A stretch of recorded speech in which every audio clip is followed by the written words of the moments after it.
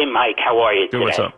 First, all of us Met fans are going to say a prayer for Sandy and hope that he has 100% recovery. Absolutely. But as far as the future goes, here's what scares me to death, Mike.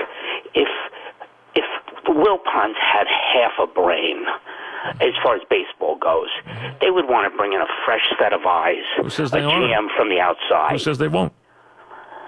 I believe that they will do the same old, hire Rico, and it'll be Well, much they're more going to have it. My understanding is they're going to have a search for a new general manager. So I can't tell you that's what I hear they're going to do. So I mean that's what the plan might be. So we'll see what happens. I don't know I don't know that he'd get the job, not get the job. But it sounds like they're going to open it up to outside, which they can't do till next year. You can't do that in season. It's impossible. Mike, do you have any faith in this ownership group to do what's right? I have zero faith. Well, I mean, listen, I hear all the time about how they're the worst owners in the world, except the product doesn't show that because, you know what?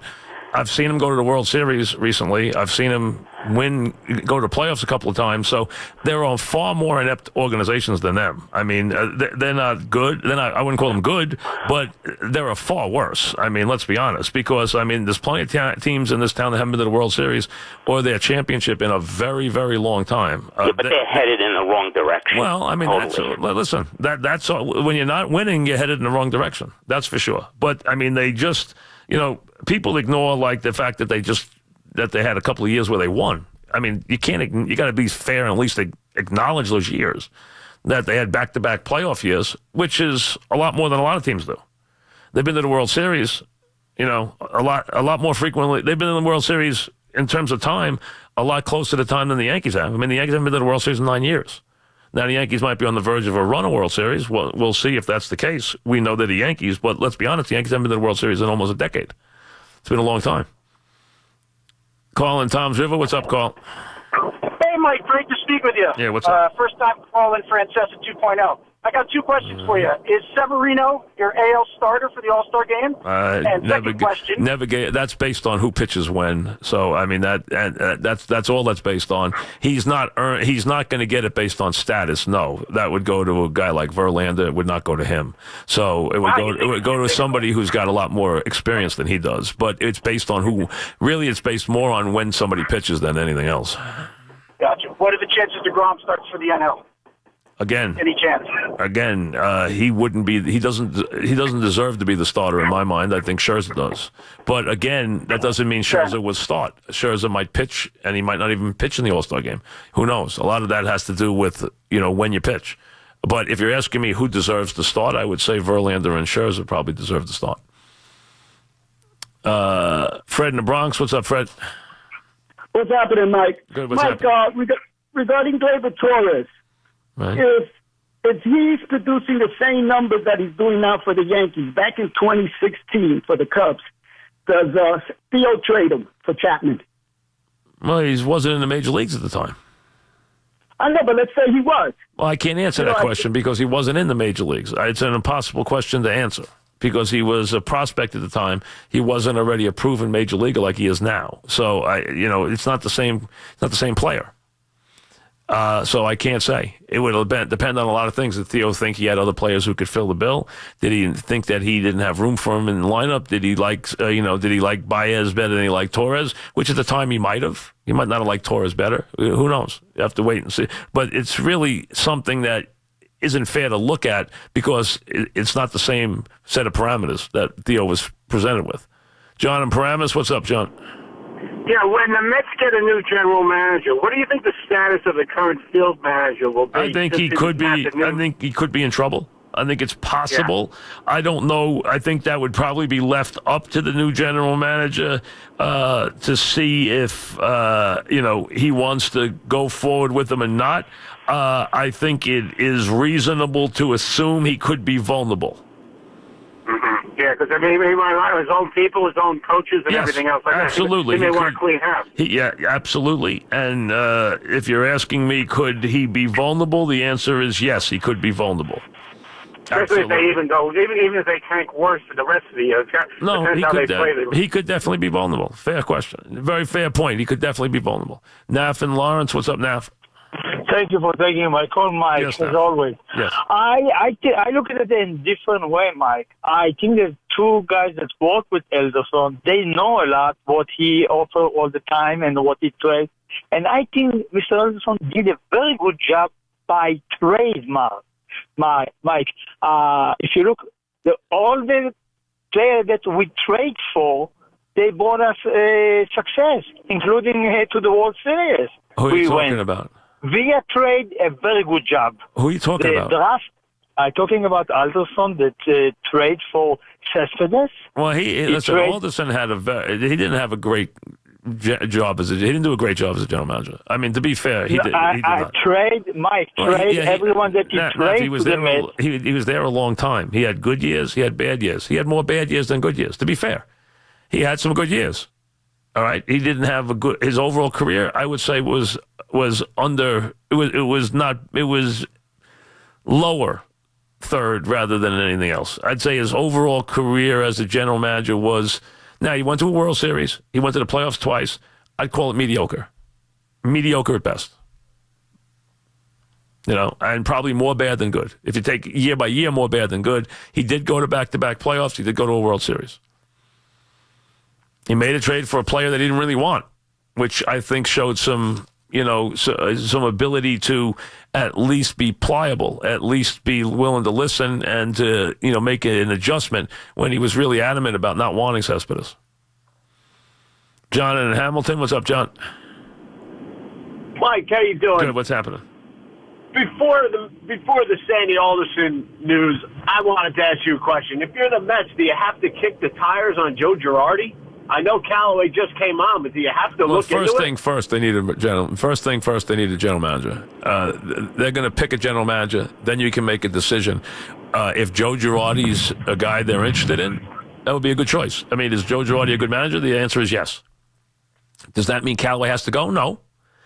Do you let the new general manager pick his coach? If I was a general manager and I was coming into the team, whether I was a guy who's here already or I was coming from the outside, I would want to be able to pick the manager. If I wasn't able to pick the manager, I would not feel I was on firm footing. So I expect to present a choice to the owner. The owner can always veto my choice for a reason that, now, he shouldn't have a reason to veto my choice. If he's hiring me to be the general manager, he should have enough faith I can pick the manager. Unless, now, if he meets with him, he doesn't like him for some reason, or he's got something against him, that's a different story. I mean, you got to always work with the owner on things like that. But I think if you're chosen to be the general manager, you're put in a position where the ownership is saying, we trust you. Part of the trust is let him pick the manager. So he should be allowed to pick his own manager. Dennis in Oceanside. What's up, Dennis? Mike, thanks for taking my call, buddy. Yep. Welcome back. Thanks. Hey, listen, you did a fundraiser about a month ago for special needs kids, and there's a kid, Lenny, listening to you right now. You say hello and be nice. But anyway, okay. So I say hello to Lenny, yes. All right, thank you. Hope you he's think the doing well. Yankees? What's up? He loves you. He's a big fan of yours. But Thank anyway, you. you think the Yankees are capable of going 120, 125 like that, 125 wins like? God, no, that's crazy stuff. I mean, they won 120. They won 125 games, counting the postseason. Right. I'm saying. I mean, that's once in a generation. They don't have to do that. All they have to do is win. They don't have to win that many games. You don't have to try and do something like that. That's historic what that team did. You don't want to. You don't want to try to duplicate that. That's really hard to duplicate. So don't worry about that. Just go and win enough games. I mean, I think the winner of the AL East this year is going to win 100 games. I think that's pretty certain. I think it's going to come down to that kind of race. They're going to push each other that way. The reason they're going to get that is because, you see, I don't think Houston will, because I don't think Houston's going to get pushed that hard. I know Seattle's been pushing them, but I don't think Seattle will push them all the way. The Angels, who everybody loved, are back to being a 500 team. So they're already falling apart. So I thought that Houston and Cleveland would both get the coast, which is why I thought they both would be under their very high numbers this year. Houston's number was 98.5. Cleveland's number was 95.5. I went under both those numbers because I thought they were extreme. I thought Cleveland could coast. They are coasting. They got a 7-game lead, and they're only 9 games over 500. They won't come near 95, but they'll win easy. Houston's not going to have to win 100 games to win their division. the Yankees or the Red Sox are going to probably have to win close to 100 games to win their division. So with that being the case, they're going to get pushed very, very hard. And I think that's why they're going to both win a lot of games. Sully in Holtzville, what's up, Sully? Hey, Mike, how are you? Good, what's up? Listen, Mike, I know it's a very small sample size, and even smaller still for the kid Loisaga. But he's got under 100 professional innings under his belt. When Tanaka comes back, I would much rather give this kid a little bit of a role here, give him a couple more starts until they figure out what they're going to do at the trading deadline. I'd put Jerman in the bullpen, and I'd let this kid be the fifth starter rather than vice versa or sending the kid back down to Double-A. You know, did you agree with that? You'd rather see this kid get a little leash here? Listen, first of all, right now they need both of them. I mean, so if they need both of them to start, they start. That's right. Loisaga starts, German starts. That's what you need. That's what you need right now. If you wind up with a situation where one of them go to the pen, I think that German has shown that he is more of a bullpen pitcher that I've seen than Loisaga is. I think Loisaga more of a starter. I think German's more of a guy who could do both. I'm not saying German's not a starter. He could be a starter, but I also think he could pitch out of the pen. So I think of the two, I would be more likely to put, from what I've seen so far, and remember, I'm really a very small sample size with Loisaga, I would put German back in the pen before Loisaga from what I've seen so far. But again, that's a small sample size. Jim in West Hartford. What's up, Jim? Hey, how are you? Good, what's up? Hey, Sanchez, and I've been on this issue for a while about Sanchez, What's the issue? With the glove issue and the bat. As far as I'm concerned, again, even if Romine hits 220, I'd rather have him as an everyday catcher, and I'm kind of done with Sanchez as an everyday catcher. Yeah, you're out of your mind, but that's okay. I mean, the guy leads the major leagues in every offensive category for catches. The idea that you would give up on him at this point of his career, he has got to get better, has to get better with the glove. All right, has to improve still calling the game. I agree with both those points. Got a great arm. Good setup, great arm. No issues there. He can throw out any running game. Now he's got he doesn't have a problem setting up. He also he gets rid of the ball quickly. He's got a great arm. His glove is a problem, no question about it. But his offense is so much better than any other catchers by such So you don't need him in that lineup. In that lineup, trade him. You don't need him in that lineup. The idea that you don't need a guy like Sanchez in that lineup is ridiculous. What do you mean you don't need him? You don't need him till you need him. The guy is force in the lineup. I mean, right now he's had a bad year. He still leads every catcher in runs scored, RBIs, home runs, and he has had a terrible year, and he leads them in all those statistics. I mean, you got a catcher here who's a guy who can hit 40 home runs as a catcher. You know how rare that is? And the Yankees lead the league in wild pitches and pass balls and errors by catcher. Yeah, but you watch the games, you see that it's very rare that he kills the game. Very rare. Yeah. It really is. Yeah. And you're going to let a guy bat 200 behind the plate? I mean, the difference is stark. It really is. I mean, I have no problem with Romine, but the idea that you're done with Sanchez, you know what? There's a lot of teams take Sanchez off your hands. I promise you right now, they line up from here around the block to take him off your hands. Back after this.